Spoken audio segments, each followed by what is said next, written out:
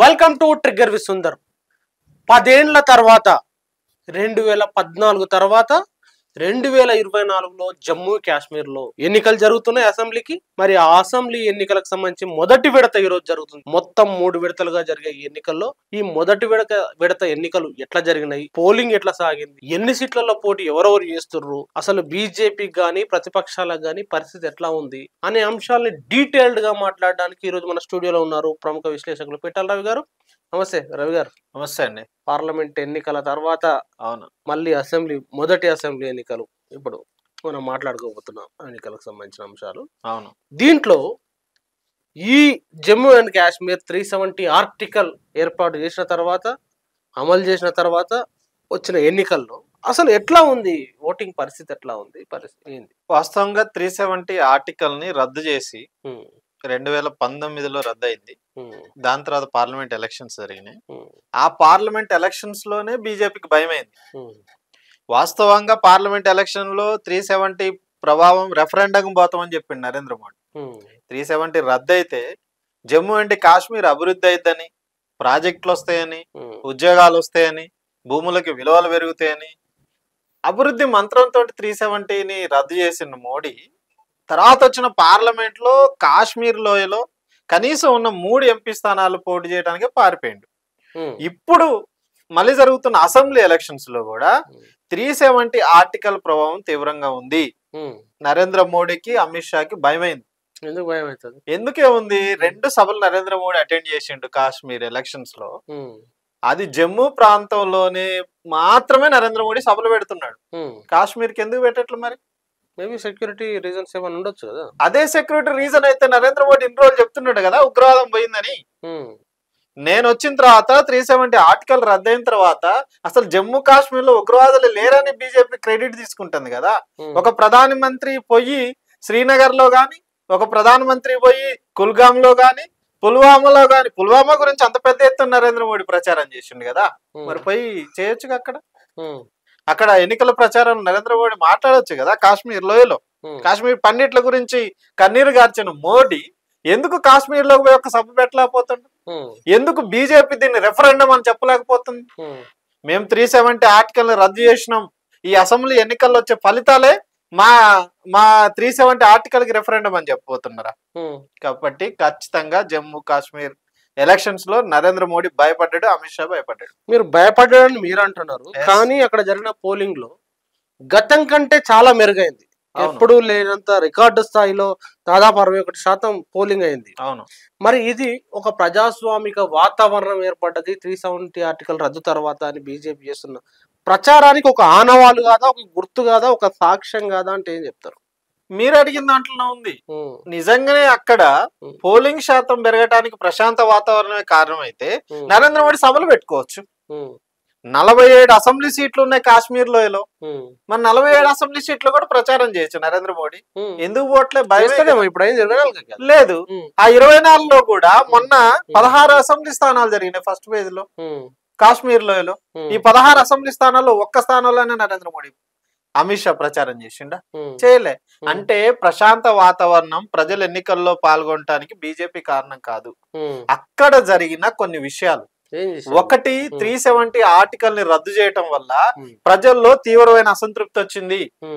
నరేంద్ర మోడీ రాష్ట్రపతి పాలన పెట్టి ఒక రాష్ట్రాన్ని ధ్వంసం చేసి అక్కడ అంబానీ, అదానీ లాంటి కార్పొరేట్ శక్తులు వచ్చి అక్కడ కొన్ని ఫ్యాక్టరీలు పెట్టి స్థానిక యువతకి అక్కడ ఉద్యోగాలు లేకుండా చేయడం, యాపిల్ పంటను ధ్వంసం చేయడం, ఒక రకంగా 370 ఏదైతే రక్షణ కల్పించిందో ఆ రక్షణలన్నిటి నరేంద్ర మోడీ ధ్వంసం చేసింది. కాబట్టి ఓటుతోటి నరేంద్ర మోడీకి బుద్ధి చెప్పాలి, సమాధానం చెప్పాలనే పెద్ద ఎత్తున ప్రజలు భాగస్వాములు అవుతున్నారు. అందుకే మెజారిటీ ఓటింగ్ అనేది పర్సంటేజ్ నమోదు కావడానికి అది హిస్టరీ. అదే పార్లమెంట్ ఎలక్షన్ లో కూడా 58% రికార్డ్ స్థాయిలో నమోదైంది. అల్లో చూడండి, అల్లో జమ్మూ ప్రాంతంలో ఎక్కువ నమోదైందా, కాశ్మీర్ ప్రాంతంలో అయిందా? లేదు. ఇప్పుడు జరిగిన మొదటి విడత కదా, ఈ మొదటి విడత అంతా ఎక్కువ కాశ్మీర్ లోనే జరిగింది. 16 సీట్లు, 24లో 16. మొదటి విడతలో 60% పైన 61% జరిగిందంటే ఆ ఏరియాలో, ఉగ్రవాదుల ఏరియాలో జరిగిందంటే నరేంద్ర మోడీకి వ్యతిరేకంగా ఓటేయటం కోసమే.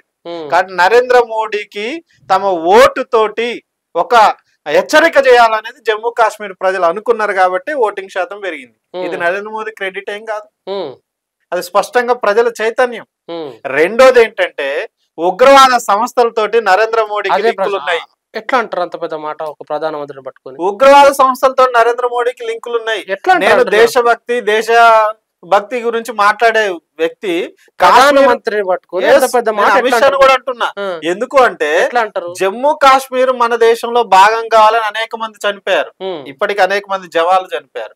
కాశ్మీర్ ని పాకిస్తాన్ లో కలపాలని, పాక్ ఆక్రమిత కాశ్మీరు అది పాకిస్తాన్కే చెందాలని, దాని గురించి అనేక రకాలుగా ఉగ్రవాద చర్యలకు పాల్పడే జమాత్ ఇస్లామీ తోటి ఇవాళ నరేంద్ర మోడీ పొత్తు పెట్టుకున్నాడు. రహస్యమిత్రుడు ఎవరేంటి? నేను చెప్తున్నా, అనంతనాగ్ బీజేపీ క్యాండిడేట్ చెప్పిండు. ఎవరైనా అనంతనాగ్ బీజేపీ క్యాండిడేట్ అక్కడ స్పష్టంగా ఎన్నికల సభలో చెప్పిండు, మీరు మా వెనక కూటములు లేవనుకుంటున్నారు, మాకు జమాతే ఇస్లామీ ఇండిపెండెంట్ ల సపోర్ట్ ఉంది. అదే సందర్భంగా రషీద్ అనే ఇంజనీర్ రషీద్ సపోర్ట్ ఉంది. అదే సందర్భంలో అప్నా అనే ఒక పార్టీ ఉంది. ఇవన్నీ కూడా ఉగ్రవాదంతో లింకులుండి జైల్లోకి పోయి ఏదైతే బీజేపీ ప్రభుత్వం చెప్తుందో 2019లో అదే బీజేపీ ప్రభుత్వం జమాతే ఇస్లామీ హిందుని అక్కడ అది ఉగ్రవాద సంస్థ, ఉగ్రవాద చర్యలకు పాల్పడుతుందని బ్యాన్ చేసింది. ఆ సంస్థ తరఫున ఇవాళ పోటీ చేస్తున్నారు. అక్కడ ఆ పోటీ చేసిన వాళ్ళంతా ఎవరు? బీజేపీ మీద పోటీ చేస్తున్నారా వాళ్ళు? ఒక్క బీజేపీ క్యాండిడేట్ మీద చూపించండి. వాళ్ళు ఖచ్చితంగా కాశ్మీర్ లోయలో ముస్లింలకు సంబంధించి, వాస్తవంగా జమ్మూ కాశ్మీర్ గురించి మాట్లాడాలంటే రెండు ప్రాంతాలు జమ్మూ కాశ్మీర్ రాష్ట్రం. కాశ్మీర్ లోయలో మెజారిటీ ప్రజలు ముస్లింలు ఉంటారు. ఆ కాశ్మీర్ లోయలో ఉన్న 47 సీట్లలో నేషనల్ కాన్ఫరెన్స్ అక్కడే ఎక్కువ బలమైంది. అదే సందర్భంలో పీడీపీ పార్టీ, ముఫ్తీ పార్టీ అక్కడే బలమైన పార్టీ ఉంది. లెఫ్ట్ సిపిఎం కూడా అదే ప్రాంతంలో బలమైన పార్టీగా ఉంది. అక్కడున్న ముస్లిం పార్టీల మధ్య ఓట్ల మధ్య చీలిక తీసుకురావడం కోసం నరేంద్ర మోడీ వీళ్ళతోటి అనధికారికంగా చేతులు కలిపిండు. 47 సీట్లున్న కాశ్మీర్ లో 19 సీట్లకు బీజేపీ చేసి, బీజేపీ చేయని ప్లేసులలో జమాతే ఇస్లామీ సంస్థ నుండి పనిచేసిన మాజీలంతా కలిపి ఒక ఇండిపెండెంట్ కూటమి ఏర్పాటు చేసుకొని పోటీ చేస్తున్నారు. డైరెక్ట్ చెప్పిండు వాళ్ళ జమాతే ఇస్లామీ సంబంధించి పుల్వామా క్యాండిడేట్ డైరెక్ట్ చెప్పిండు ఇంటర్వ్యూలో. ఏమని చెప్పిండు అంటే, మోడీని మరొకసారి తీసుకురావాలి, మనం జమాతే ఇస్లామీని తీసుకురావాలి, మోడీకి సపోర్ట్ చేయాలని స్లోగన్ ఇచ్చిండు. అంటే అర్థమేంటి? అర్థమైంది అంటే దేశద్రోహులతో చేతులు కలిపింది కాశ్మీర్ లో గెలవడం కోసం. ఏ పాకిస్తాన్లకైతే జమ్మూ కాశ్మీర్ ని కలపాలని డిమాండ్ చేసే వేర్పాటువాద శక్తి ఉందో, అంటే దేశం ముక్కలైపోయినా బాధ లేదు, కాశ్మీర్ ముక్కలైపోయినా బాధ లేదు, కానీ నరేంద్ర మోడీ అక్కడ గెలవాలి, ముఖ్యమంత్రి కావాలి. దానికోసం ఇంత నీచ రాజకీయమా, ఇంత దేశద్రోహానికి పాల్పడతాడా మోడీ? కాబట్టి నరేంద్ర మోడీ దేశద్రోహులతో చేతులు కలిపినటానికి ఆ రెండు సాక్ష్యాలు సరిపోవా? అందుకనే మీరు ఒక పర్సన్ పేరు చెప్పినారు, జైల్లో ఉండొచ్చు మన గెలిచిన రషీద్, ఇంజనీర్ రషీద్ మొన్న ప్రజలు గెలిపించుకున్నారు కదా ఇంజనీర్ రషీద్ ను. ఆయన బీజేపీకి మద్దతు ఇవ్వడంలో మీకున్న భిన్నాభిప్రాయం ఏంటి? అసలు ఇంజనీర్ రషీద్ గురించి మాట్లాడాల్సి వస్తే ఎవరు హిస్టరీ కూడా తెలవాలి కదా. ఇంజనీర్ రషీద్ పీడీపీ పార్టీలో పనిచేసిండు. ఈయన పీడీపీ పార్టీ నుండి బహిష్కరణకు గురైన వ్యక్తి. ఎందుకు గురైండు? ఏ బీజేపీ ప్రభుత్వం వచ్చిన తర్వాతనే మళ్ళీ ఇది జరిగింది బీజేపీనే. బీజేపీ వచ్చిన తర్వాత రషీద్ ఇంజనీర్ అనేట ఆయన ఉగ్రవాదులకు ఆయుధాలు సప్లై చేస్తున్నాను ఉపా చట్టం పెట్టి ఆయన జైల్లో పెట్టింది బీజేపీ ప్రభుత్వం. ఆయన డైరెక్ట్ గా బారాముల్లా ఎంపీ సీటుకి పోటీ చేస్తే అప్పుడు క్లైమ్ కూడా చేసుకున్నాడు. ఆయన ఎలక్షన్ లో నేను ప్రచారం చేసుకోవాలి, నాకు బెయిల్ ఇవ్వండి అని అంటే అప్పుడు బెయిల్ రాలేదు. ఆ ఎలక్షన్స్ లో ప్రచారంలో ఆయన లేడు, వాళ్ళ వారసులే ప్రచారం చేసుకున్నారు. జైల్లో నుండి బారాముల్లా సీటుకి రషీద్ ఖాన్ పోటీ చేసినప్పుడు ఆ కాశ్మీర్ ఏరియాలో లోయలో ఉన్న బారాముల్లా సీట్లో బీజేపీ పోటీ చేయలే, రషీద్ ఖాన్ కి సపోర్ట్ చేసింది అనుకోండి. రషీద్ ఖాన్ ఒమర్ అబ్దుల్లా అనే ఎన్సీ క్యాండిడేట్ ని ముఖ్యమంత్రిని ఓడించడం వెనక బీజేపీ హస్తం ఉంది కాబట్టి రషీద్ ఖాన్ గెలిచిండు. ఆ తర్వాత ఇప్పుడు వాళ్ళ స్నేహం చూస్తే అర్థమైంది. ఇప్పుడు రషీద్ ఖాన్ అసెంబ్లీలో పోటీ చేస్తున్నాడు. అసెంబ్లీలో పోటీ చేస్తున్న 13 సీట్లకు పోటీ చేస్తున్నాడు. ఎక్కడ చేస్తుండు? జమ్మూలో చేస్తుండా, లేదు బీజేపీ మీద చేస్తుండా? పోనీ రషీద్ కి 22 రోజులు బెయిల్ వచ్చింది అసెంబ్లీలో ప్రచారం చేయడానికి. గతంలో పార్లమెంట్ లో రాలే. తన అభ్యర్థిగా ఉంటేనే రాలే. తను బారాముల్లా క్యాండిడేట్ అయితే రాలేదు. కానీ ఇప్పుడు స్పష్టంగా బెయిల్ వచ్చింది, 22 రోజులు క్యాంపెయిన్ కి వచ్చిండు. పోనీ రషీద్ కి బీజేపీకి సంబంధం లేదంటే రషీద్ ఎవరిని తిడుతున్నాడు వచ్చి బయటికి? పోనీ నరేంద్ర మోడీ ఒక మాట అంటాడా?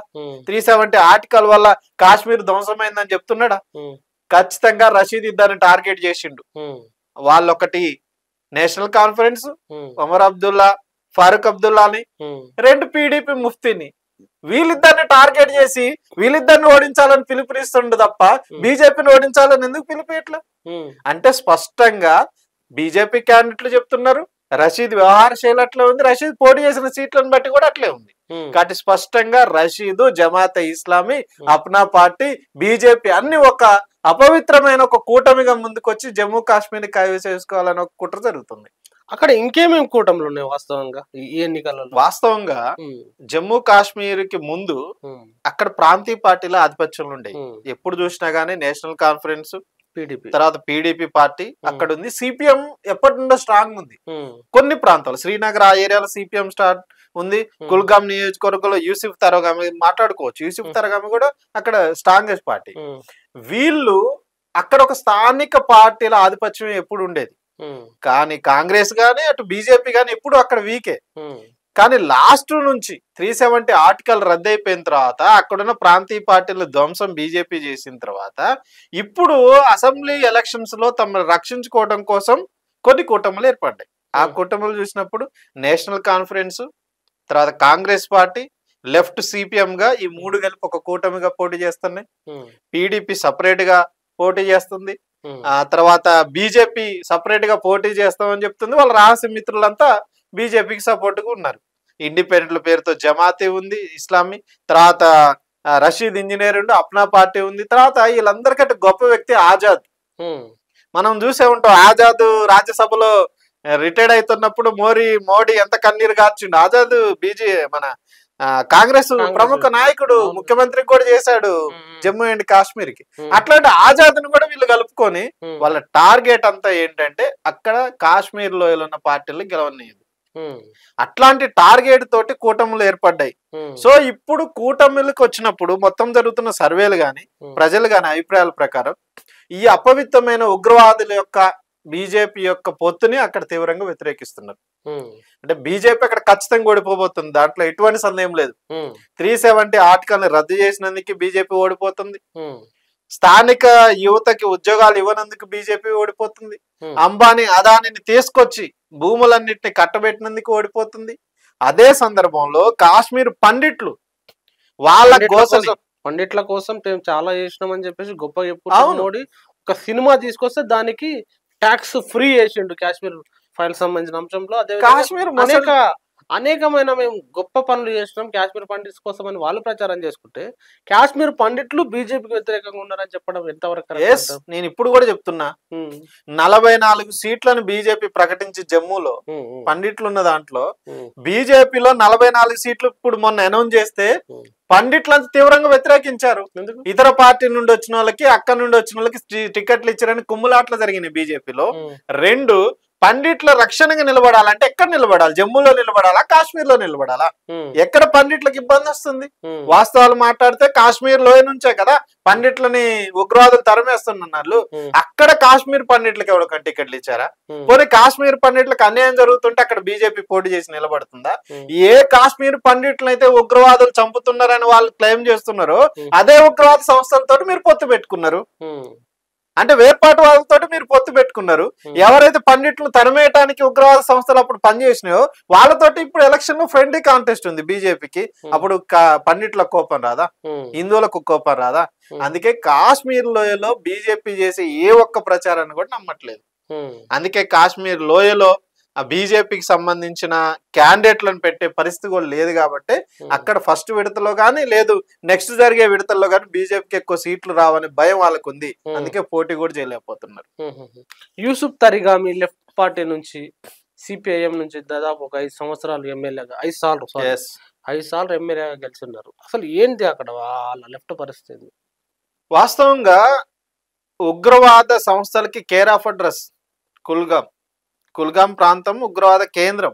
అట్లాంటి ప్రాంతం మీద ఎర్రజెండా సిపిఎం అక్కడ వరుసగా 4 సార్లు గెలిచింది. యూసుఫ్ తరగామి ఇప్పుడు 5వ సారి కూడా గెలవబోతున్నాడు. ఈ ఎందుకు ఎట్లా ఎట్లా ప్రధానంగా అక్కడ భూములకు సంబంధించి 370 ఆర్టికల్ ఇష్యూ వచ్చినప్పుడు కానీ, లేదు అక్కడ యాపిల్ సంబంధించిన పంట విషయం వచ్చినప్పుడు కానీ, ట్రేడ్ యూనియన్ వచ్చినప్పుడు కానీ, ఇవన్నీ ఒక ఎత్తు అయితే నిజంగా ఉగ్రవాదాన్ని వ్యతిరేకించి నిలబడ్డ పార్టీగా నిలబడ్డ వ్యక్తిగా తరగామికి పేరుంది. ఏ ప్రభుత్వమైన రాని, అది ఎన్సీ ఒకప్పుడు ఆధిపత్యం సంపాదించి అక్కడ గవర్నమెంట్ ఏర్పాటు చేసినప్పుడు సిపిఎం గెలిచింది, పీడీపీ గవర్నమెంట్ చేసినప్పుడు సిపిఎం గెలిచింది, ఆధిపత్యం బీజేపీ ఉన్నప్పుడు కూడా సిపిఎం గెలిచింది.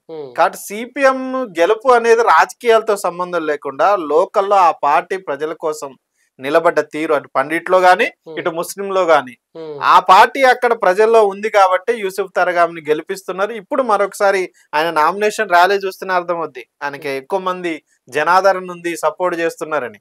రెండు, ఎప్పుడు చూసినా అవకాశవాదంతో ఆ పార్టీ వ్యవహరించలే. జమ్మూ కాశ్మీర్ విషయం ఎప్పుడు చర్చకు వచ్చినా తమ గొంతుకై అసెంబ్లీలో మాట్లాడగలుగుతాడనే నమ్మకం ప్రజల్లో ఉంది. కాబట్టి పాకిస్తాన్ ని వ్యతిరేకించడంలో గాని, జమ్మూ కాశ్మీర్ రక్షణ కోసం ఆ సిపిఎం అక్కడ నిలబడ్డది కాబట్టి ఆ పార్టీని 5 సార్లు, ఏ ఊరు అంత సార్లు గెలవలే. పీడీపీ చరిత్ర లేదు అన్ని సార్లు గెలిచిన చరిత్ర లేదు, ఎన్సీకి అంత అన్ని చరిత్ర లేదు. బీజేపీ ఇంత చెప్తుంది కదా, బీజేపీకి ఉందా? ఎవరికి లేదు. అందుకే లెఫ్ట్ కి సిపిఎం కి ఒక ప్రత్యేకత ఉంది కాబట్టి ఇటు వరుసగా గెలవటానికి ఒక ప్రయత్నం చేస్తుంది. తర్వాత అక్కడ పీడీపీ పార్టీ ఉంది. ఏంది పీడీపీ పరిస్థితి? ముఫ్తీకి సంబంధించి మొన్న ఓడిపోయింది పార్లమెంట్ ఎన్నికల్లో. ఇప్పుడు మరి గతంలో ఆమె ఒక ముఖ్యమంత్రిగా ఉన్నారు, బీజేపీ తోటి అలయన్స్ లో ఉంది పీడీపీ. అవును, ఇప్పుడు పరిస్థితి ఎట్లా ఉండబోతుంది? బీజేపీతో ఎవడు పొత్తు పెట్టుకున్నా అదొక విష కౌగిలి బీజేపీ, ఆ పార్టీ స్మాష్ అయిపోద్ది. ఇప్పుడు కాశ్మీర్ లో పీడీపీ పరిస్థితి కూడా అదే వచ్చింది. పీడీపీ ఒక వెలిగిన పార్టీ కాశ్మీర్ లో. 2014లో జరిగిన ఎలక్షన్స్ లో మొత్తం అప్పుడున్న సీట్లలో 28 సీట్లు పీడీపీ గెలిస్తే, 25 సీట్లు బీజేపీ గెలిస్తే, ఎన్సీ 15 సీట్లు గెలిస్తే, కాంగ్రెస్ 12 సీట్లు గెలిస్తే, సిపిఎం 1 సీటు గెలిచింది. అప్పుడు హంగే వచ్చింది 2014లో. ఎన్నికల్లో పీడీపీ ముఫ్తీ బీజేపీ వ్యతిరేకంగా ప్రచారం చేసి గెలిచి తర్వాత ఎన్నికలు అయిపోయిన తర్వాత అదే బీజేపీతో పొత్తు పెట్టుకుని ముఖ్యమంత్రి అయింది. 2014 నుంచి 18 వరకు బీజేపీ సంకీర్ణ ప్రభుత్వం నడిచింది అక్కడ. కాబట్టి బీజేపీ పీడీపీని నాశనం చేయటం కోసమే దాంతో పొత్తు పెట్టుకుంది. తర్వాత బీజేపీ చేసిన తప్పులన్నీ కాశ్మీర్ విషయంలో బీజేపీ చేసిన దాంట్లో అడ్డుకోలేకపోయింది. కాబట్టి బీజేపీకి పీడీపీ సపోర్ట్ అనే ఫీలింగ్ జమ్మూ కాశ్మీర్ ప్రజల్లోకి వచ్చింది. అందుకే మొన్న జరిగిన పార్లమెంట్ ఎలక్షన్ లో అనంతనాగ్ పార్లమెంట్ కి ఆమె పోటీ చేస్తే ఓడిపోయింది, ఒక ఎన్సీ క్యాండిడేట్ మీద ఓడిపోయింది. ఇప్పుడు ఈ ఏరియాలో మనం ఫస్ట్ విడత జరిగిన ఏరియాలో 24 సీట్లు ఉంటే సౌత్ కాశ్మీర్ బలమైంది పీడీపీకి, 16 సీట్లు ఉంటాయి సౌత్ కాశ్మీర్ లో. ఈ సౌత్ కాశ్మీర్ లో గత 99 కాడ నుంచి 12 సీట్లు 99లో గెలిచారు వాళ్ళు. తర్వాత జరిగిన 2008లో 14 సీట్లు గెలిచారు. తర్వాత 2014లో జరిగినప్పుడు 11 సీట్లు గెలిచారు. 11 సీట్లతో ఆధిపత్యం ఉన్న పార్టీ ఆ ఏరియాలో పార్లమెంట్ ఎలక్షన్స్ జరిగితే సిట్టింగ్ ఎమ్మెల్యేలు ఉన్న సందర్భంలో కూడా మొన్న ఓడిపోయింది ఆమె. ఆ 16 సీట్లలో 2 సీట్లలో కూడా మెజారిటీ ఓటు రాని పరిస్థితిలోకి ముఫ్తీ పోయింది. కారణం ఏంటంటే బీజేపీ తోటి పొత్తు. కాబట్టి ఇప్పుడు ఆ ఏరియాలో బలమైన పార్టీగా ఉన్న ఏదైతే పీడీపీ ఉందో బీజేపీతో పొత్తు వల్ల ఇప్పుడు అది వీక్ అయిపోయి దాని ప్లేస్ లో ఈ మిలిటెంట్లు పుట్టుకొచ్చారు. రషీద్ ఇంజనీర్ అక్కడ నుండే పుట్టుకొచ్చిండు.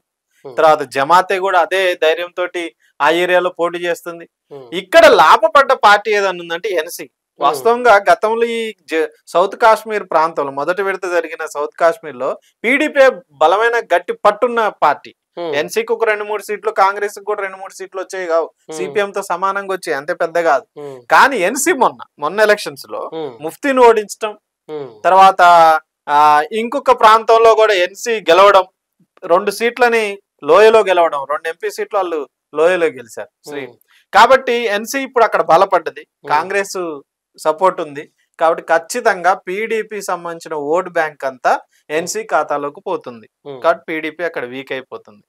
కాబట్టి బీజేపీతో పొత్తున్న ఏ పార్టీ అయినా రేపు ఖతమయ్యే అవకాశం ఉంది. ఆ రకంగా పీడీపీ చరిత్ర కూడా, ముఫ్తీ చరిత్రను కూడా మనం చూసుకోవాలి.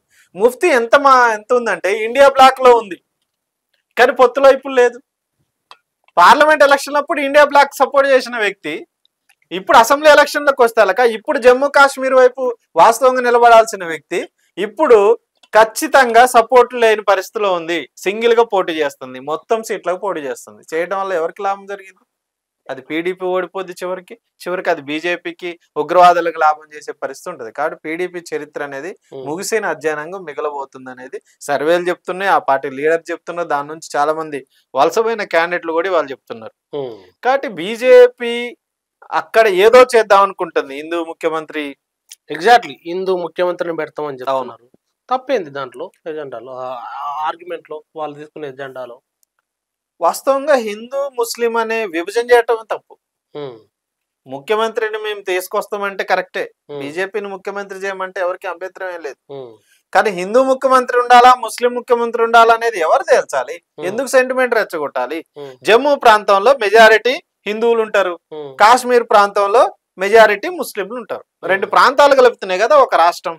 ఆ మాటకు వస్తే హిందూ ముఖ్యమంత్రి అయితేనే బీజేపీ జమ్మూ కాశ్మీర్ కి లాభం జరిగిద్దని వాదిస్తుంది కదా. అసలు జమ్మూ కాశ్మీర్ ని మొదటి నుంచి పరిపాలించింది ఎవరు? హరిసింగ్ అనేది ఎవరు? హరిసింగ్ సంస్థానానికి రాజుగా ఉన్నాడు. రాజు హిందువు, పాలక్ ప్రజలంతా ముస్లింలు ఉన్నారు. హిందూ రాజు పాలనలో అదే హరిసింగ్ రాజు మన కాశ్మీర్ ని భారతదేశంలో విలీనం చేయడానికి ఒప్పుకున్నాడా? ఒప్పుకోలేదు. అప్పుడు పాకిస్తాన్ లో కలవడానికి సిద్ధపడ్డాడు. అక్కడ ఒమర్ అబ్దుల్లా నాయకత్వంలో, ఫారూక్ అబ్దుల్లా నాయకత్వంలో అక్కడ తిరుగుబాటు చేసి భారతదేశంలో కలపడానికి అక్కడ ముస్లింలంతా యునైటెడ్ గా కాశ్మీర్ అంతా నిలబడ్డది. కాబట్టి ముస్లిమా లేదు హిందువా అనేది ముఖ్యమంత్రి కాదు, గెలిచిన ముఖ్యమంత్రి ప్రజల కోసం నిలవడాన్ని చూడాలి. ఇప్పుడు హిందూ ముఖ్యమంత్రి అనేది వాళ్ళ నినాదం ఏంటి, ఎందుకు వచ్చింది? జమ్మూ ప్రాంతంలో 43 సీట్లు ఉన్నాయి. ఈ 43 సీట్లలో అది కూడా కుట్రపూరితంగా చేశారు, పునర్విభజన చేశారు 2022లో. 6 సీట్లు ఎగస్ట్రాగా జమ్మూలో పెంచుకున్నారు హిందూ మెజారిటీ కోసం. ఈ జమ్మూలో పోటీ చేసిన అన్ని సీట్లను గెలిచి, వాస్తవంగా జమ్మూ ఏరియాలో కాంగ్రెస్ కి బీజేపీకే పోటీ జరిగింది, కాశ్మీర్ ఏరియాలో బీజేపీ మైనస్. కాబట్టి జమ్మూ 43 సీట్లలో సగం గెలిచేనా, కొంచెం మెజారిటీ గెలిచేనా, అక్కడ నుంచి ఒక హిందువుని ముఖ్యమంత్రి చేస్తామంటే జమ్మూలో ఓట్లు వేస్తారనే ఒక ఎర కోసం తప్పది నిజంగా హిందువుని ముఖ్యమంత్రి చేయాలన్న ఆలోచన బీజేపీకి లేదు. అట్లయితే మరి హిందూ ముఖ్యమంత్రి నినాదం అయితే, మొన్న జరిగిన అంతకుముందు వాళ్ళ ఆధిపత్యంలోనే ఉన్నారు కదా, పీడీపీ తోటి పొత్తుల్లో ఉన్నారు కదా, ఎంతమంది హిందువులకి మినిస్టర్లు ఇచ్చారు? ఎవరిని సెంట్రల్ మినిస్టర్ గా తీసుకున్నారు? అక్కడి నుంచి ఎవరు బాధ్యత వహిస్తున్నారు? అక్కడి నుంచి నిజంగానే కాశ్మీర్ పండిట్లు హిందువుల పట్ల ప్రేమ ఉంటే, హిందువులే కదా ఇప్పుడు 370 ఆర్టికల్ వల్ల నిరుద్యోగంలోకి పోయింది, యాపిల్ పంటలన్నీ ధ్వంసమైంది, భూములన్నీ కోల్పోయేది. కాబట్టి హిందువుల ముఖ్యమంత్రి అంటే ఏదో గెలుస్తారనేది ప్రచారం తప్ప దాంట్లో ఎటువంటి చిత్తశుద్ధి బీజేపీకి లేదనేది మనకు స్పష్టంగా కనిపిస్తుంది. అంటే బీజేపీకి ఏ వ్యూహం లేకుండానే నువ్వు చెప్పిన మిగతా పార్టీలతోటి రహస్య ఒప్పందాలు చేసుకుంటుందా? గెలవం అనే పేరుతోటే ఈ బీసీ అంటే ఎవరైతే హిందూ సీఎం చేస్తా అంటుందా? గెలవడం కోసమే కదా వీళ్ళు ఈ చతుర్ముఖ వ్యూహాలన్నీ పన్నుతున్నది. మరి వాళ్ళని ఎట్లా తక్కువ అంచనా చేస్తాం? బీజేపీ ఎందుకు గెలవాలి? బీజేపీ ఏ ఎత్తుగడలేసినా అక్కడ ప్రజలకు అర్థమైంది ఏంటి. ఇప్పుడు ఎస్సీ ఎస్టీలకు సంబంధించిన ఇష్యూ కూడా ఉంది, దీన్ని కూడా ఇప్పుడు ముందు తీసుకొస్తాం. ఎగ్జాక్ట్లీ, మేము ఎస్సీ ఎస్టీలకు ఆ ప్రాంతంలో మంచిగా అసలు ఇంత ముందు జమ్మూ కాశ్మీర్ ఉన్నప్పుడు ఎస్సీ ఎస్టీలకు రిజర్వేషన్ సీట్లే లేవు, మేము వచ్చినాకనే ఎస్సీ ఎస్టీలకి రిజర్వేషన్ సీట్లు తీసుకొచ్చినా ఆ సీట్లన్నీ మాకే వస్తాయని కలలు కంటుంది బీజేపీ. దానికోసం ఎంత దుర్మార్గంగా వ్యవహరించిందంటే, అక్కడ ఎస్టీకి సంబంధించి ఎస్సీ 9 నియోజకవర్గాలు ఉన్నాయి, ఎస్టీ 7 ఉన్నాయి, మొత్తం 16 రిజర్వేషన్ సీట్లు. ఎస్టీ ప్రాంతాలు గెలవటం కోసం పహాడి అనే ఒక క్యాస్ట్ ని ఎస్టీలో తీసుకొచ్చి కలిపారు. 16 లక్షల జనాభా ఉంటారు. తర్వాత వాల్మీకి అనే ఒక క్యాస్ట్ ని ఎస్టీలో తీసుకొచ్చి కలిపారు. గుర్జర్లో ఆల్రెడీ ఎస్టీలో ఉన్నారు, వాళ్ళు తీవ్రంగా వ్యతిరేకిస్తున్నారు. అంటే కులాల మధ్య ఒక గొడవను సృష్టించి తమ స్వార్థ ప్రయోజనాల కోసం కొత్త క్యాస్ట్లను తీసుకొచ్చి క్యాస్ట్లు మారటానికి ప్రయత్నం చేసింది. అంత చేసినా ఏం జరిగింది? ఎస్సీ ఎస్టీ నియోజకవర్గాలకి రెఫరెండం ఆల్రెడీ వచ్చేసింది. ఏమో రెఫరెండం? పార్లమెంట్ ఎలక్షన్స్ లో ఈ అంత ముందే జరిగింది కదా. పార్లమెంట్ ఎలక్షన్ లో పోటీ చేసినప్పుడు ఈ ఎస్సీ ఎస్టీ రిజర్వ్డ్ సీట్లలో ఏ పార్టీకి మెజార్టీ వచ్చిందనేది స్పష్టమైంది. 6 సీట్లలో కూడా బీజేపీకి మెజార్టీ ఇవ్వలేదు ఎస్సీ ఎస్టీ రిజర్వేషన్ సీట్లు. ఎక్కువ ఎన్సీకి కాంగ్రెస్ కి మద్దతుగా నిలిచినాయి.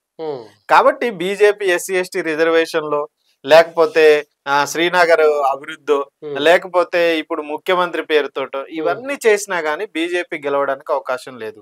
బీజేపీ స్ట్రాటజీ వల్ల ఏంటంటే పార్టీల మధ్య చీలికలు తేవాలి, ఓట్లు చీల్చాలి, ఓట్లు చీల్చాలి. అంతిమంగా కాశ్మీర్ అనే ప్రాంతాన్ని ధ్వంసం చేయాలి. ఇప్పటికీ ఒక నినాదం ఉంది అక్కడ. రాష్ట్రానికి స్వయం ప్రతిపత్తి ఇచ్చారా? ఒకప్పుడు కాశ్మీర్ కు రాష్ట్ర హోదా ఉంది, ఇప్పుడు లేదు. అక్కడ రాష్ట్ర హోదా కావాలని డిమాండ్ చేస్తున్నారు. ఈ 19 నుంచి రాష్ట్ర హోదా ఇవ్వని బీజేపీ మొన్న అసెంబ్లీ ఎలక్షన్ లో మేము గెలిస్తే రాష్ట్ర హోదా ఇస్తామని చెప్తున్నారు. మరి 370 ఆర్టికల్ ని తిరిగి పునరుద్ధరించాలని డిమాండ్ వస్తుంది కదా, దాని మీద మాట్లాడతారా? డైరెక్ట్ మోడీ గాని లేదు షా గాని డైరెక్ట్ చెప్తున్నారు 370 ఆర్టికల్ ఎవడైతే తీసుకురావాలని అంటాడో వాడికి పాకిస్తాన్ వాళ్ళకి సంబంధం ఉందని. పాకిస్తాన్ మినిస్టర్ 370 ఆర్టికల్ ని కాశ్మీర్ లో తీసుకొస్తే మేము సపోర్ట్ చేస్తాం, అక్కడ ఆయన ఏదో మాట్లాడితే అగో వాళ్ళకి వీళ్ళకి మధ్య సంబంధాలు ఉన్నాయి కాబట్టి పాకిస్తాన్ కి కాశ్మీర్ లో ఉన్న పార్టీలకి సంబంధాలు ఉన్నాయి, వీళ్ళు దేశద్రోహులని ప్రచారం చేస్తారు. అంటే దేశద్రోహులని పాకిస్తాన్ చూపెడతాడు, లోకల్లో పండిట్లని హిందువుల్ని రెచ్చగొడతాడు. ఆ రకంగా జమ్మూ కాశ్మీర్ లో తమ గెలవాలనుకుంటున్నారు కానీ కలలుగా మిగిలిపోతాయి. బీజేపీ నేల చూపులు చూస్తుంది, అక్కడ సీట్లు గెలిచే అవకాశం నామినల్. ఒకప్పుడు 25 సీట్లు గెలిచింది బీజేపీ గత ఏది టీడీపీ తోటి పొత్తులో ఉన్న సందర్భంలో గవర్నమెంట్ ఏర్పాటు చేసినాం. ఇప్పుడు ఆ 25 సీట్లకు గెలవాల్సిన పరిస్థితి వస్తుందా? అసలు వాళ్ళు ఎంత ఉన్నారంటే కనీసం మెజారిటీ వచ్చే సీట్లే పోటీ చేయలేకపోతారు. జనరల్ గా సహజంగా 90 సీట్లున్న దాంట్లో సగం సీట్లన్న మెజారిటీ రావాలి, 45 సీట్లకి పైనే కదా మెజారిటీ రావాలి. కనీసం వాళ్ళు పోటీ చేసిన దాంట్లో కూడా మెజారిటీకి వచ్చే సీట్లు గెలిచే సీట్లను పోటీ చేయలేకపోతారు. 47 ఉన్న కాశ్మీర్ ప్రాంతాల్లో వాళ్ళు 19 చేసినా గానీ 3-4 గెలుస్తాం అనేది వాళ్ళ అభిప్రాయం. జమ్మూలో మొత్తం చేసినా గానీ ఒక 15-20 నుంచి ఎక్కువ గెలిచే పరిస్థితి లేదు. కాబట్టి ఎట్టి పరిస్థితుల్లో బీజేపీ అక్కడ స్వతంత్రంగా గవర్నమెంట్ ఏర్పాటు చేయలేదు. ఒకళ్ళ ఇండిపెండెంట్లతోటో మళ్ళీ గెలిచిన పీడీపీ ఏమన్నా గెలుస్తున్నాం, ఈ ప్రాంతీయ పార్టీల మధ్య వచ్చే విభేదాలను ఉపయోగించుకొని అక్కడ అధికారం రావాలి తప్ప సొంతంగా బీజేపీ వచ్చే అవకాశం లేదు. కాబట్టి కాశ్మీర్ ఎలక్షన్స్ లో బీజేపీ వాళ్ళు అనుకున్న ప్లాన్లు సక్సెస్ గా అక్కడ రామ్ మాధవ్ దించారు, కిషన్ రెడ్డిని ఇన్ఛార్జిగా పెట్టారు, అమిత్ షా అక్కడే తిరుగుతున్నాడు, నరేంద్ర మోడీ అక్కడే తిరుగుతుండు. కాబట్టి వీళ్ళంతా ప్రచారం అనేది ఒక రెఫరెండం అయిపోద్ది. జమ్మూ కాశ్మీర్ లో దేశీయత కోసం, దేశభక్తి కోసం పుల్వామా యొక్క అమరవీరులు ఎవరైతే ఉన్నారో వాళ్ళ యొక్క నెత్తుటి త్యాగాల మీద నరేంద్ర మోడీ పార్లమెంట్ ఎలక్షన్ గెలిచిండు. అప్పుడు అమాయకంగా ప్రజలు నమ్మారు, ఇప్పుడు ఎవరు నమ్మే పరిస్థితిలో లేరు. ఆ రకంగా ఉగ్రవాదులతో సంబంధాలు పెట్టుకున్న మోడీ ఓడిపోవటం ఖాయం. Thank you very much. Thank you. ప్రజలారా విన్నారు కదా, జమ్మూ కాశ్మీర్ సంబంధించిన మొదటి విడత పోలింగ్ తర్వాత పోలింగ్ సరళి ఎట్లా ఉంది, ఎన్ని సీట్లకు పోటీ జరిగింది, ఏ ప్రాంతంలో ఏ పార్టీకి సంబంధించిన బలం ఉంది, బీజేపీ వ్యూహాలు ఏంది, ప్రతిపక్షాలు ఎలా ఉన్నాయనే అంశాలను కూడా చాలా స్పష్టంగా పిట్టల రవి గారు మీకు వివరించారు. మరి ఆయన చెప్పిన అంశాలు వాస్తవాలైనా మీరేమనుకుంటున్నారో కామెంట్ రూపంలో రాయండి. Thank you very much. చూస్తూనే ఉండండి T10.